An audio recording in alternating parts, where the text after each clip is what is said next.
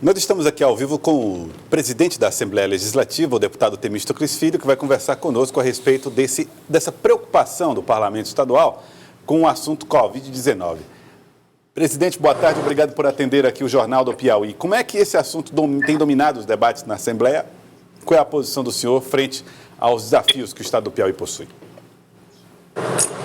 Não é só o deputado Temístocles, são todos os senhores e senhoras deputadas. O governador falou com todos os deputados a respeito das medidas que está fazendo no estado do Piauí e principalmente essas que estão acontecendo hoje, amanhã e domingo no estado do Piauí, comunicando aos deputados, ouvindo de cada deputado sugestões. Os deputados concordam com essa medida? O parlamento estadual está alinhado ao governo nessas medidas, presidente?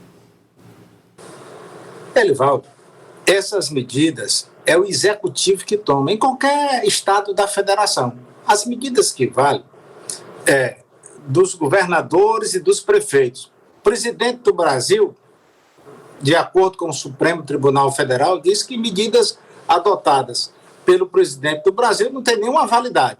O que vale mesmo são as medidas adotadas pelos governadores do nosso país e pelos prefeitos do nosso país. São medidas adotadas pelo Executivo. Os deputados podem dar sugestões para os nossos prefeitos, para o nosso governador, sugestão. Mas a medida é do Poder Executivo, seja estadual ou municipal. Conversando com pessoas que participaram do encontro e até de uma audiência pública que foi realizada pela Assembleia Legislativa essa semana, a gente ouviu o seguinte, que os parlamentares estão atentos, alguns, ou o parlamento um pouco assustado, preocupado com o futuro. Uma definição assim, da visão geral da percepção desses participantes. Afinal, há motivos para preocupação com o futuro na avaliação do senhor, presidente?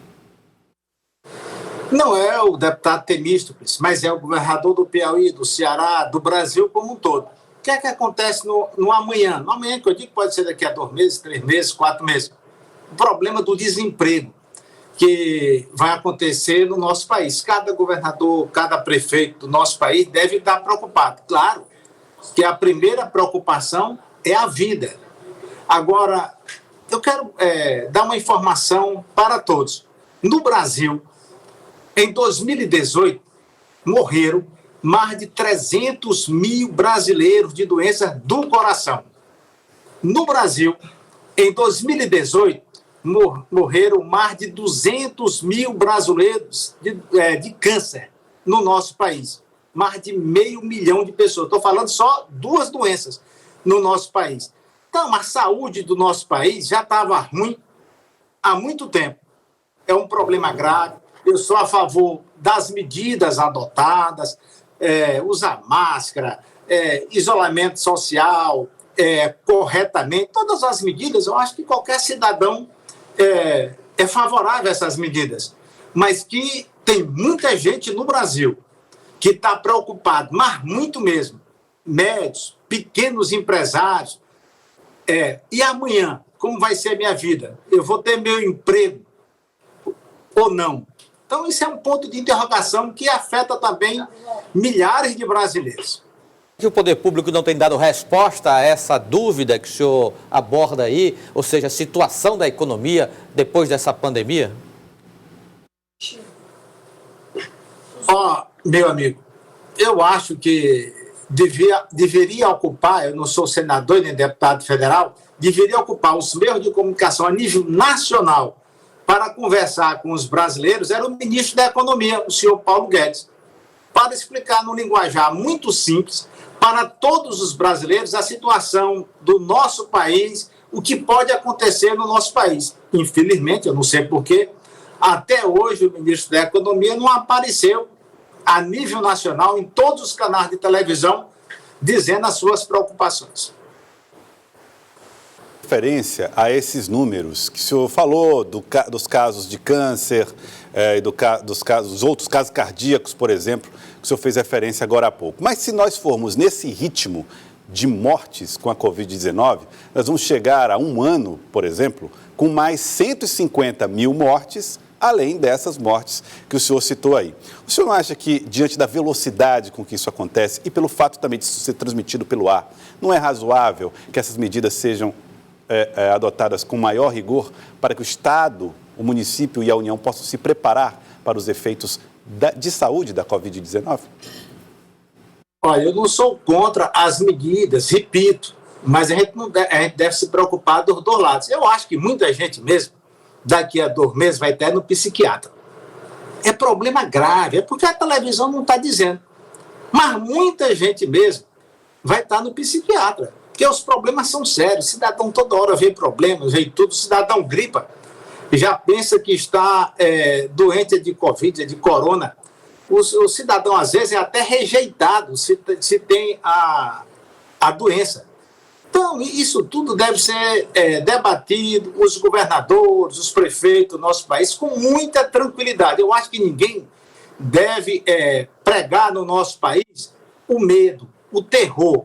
Cuidar da doença, sim. Primeiro, eu acredito em Deus e acredito que os cientistas do nosso planeta Terra, nós vamos inventar, quando eu digo nós, os cientistas, vai inventar uma vacina para combater esse coronavírus. O homem já foi à Lua, já está aí na Marte, já estamos até testando em seres humanos, eu acredito. Mas cedo ou mais tarde, os cientistas vão inventar uma vacina para esse grave problema que acomete o Brasil e vários países do mundo.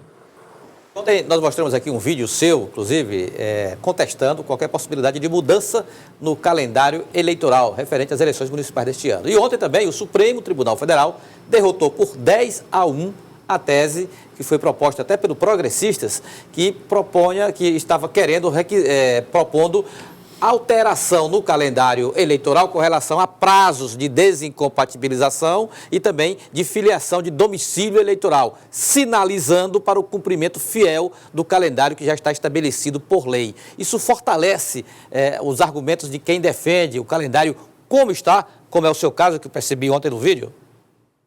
Olha, quem assiste televisão a nível nacional vê em São Paulo milhares de pessoas em ônibus e metrô.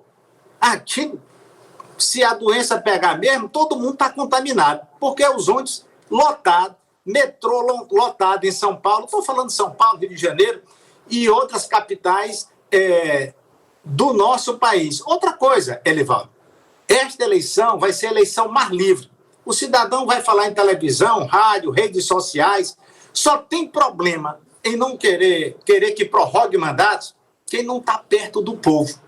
Mas quem está perto do povo, que se comunica por televisão, por zap, por redes sociais, por rádio, o povo vai livremente escolher cada cidadão.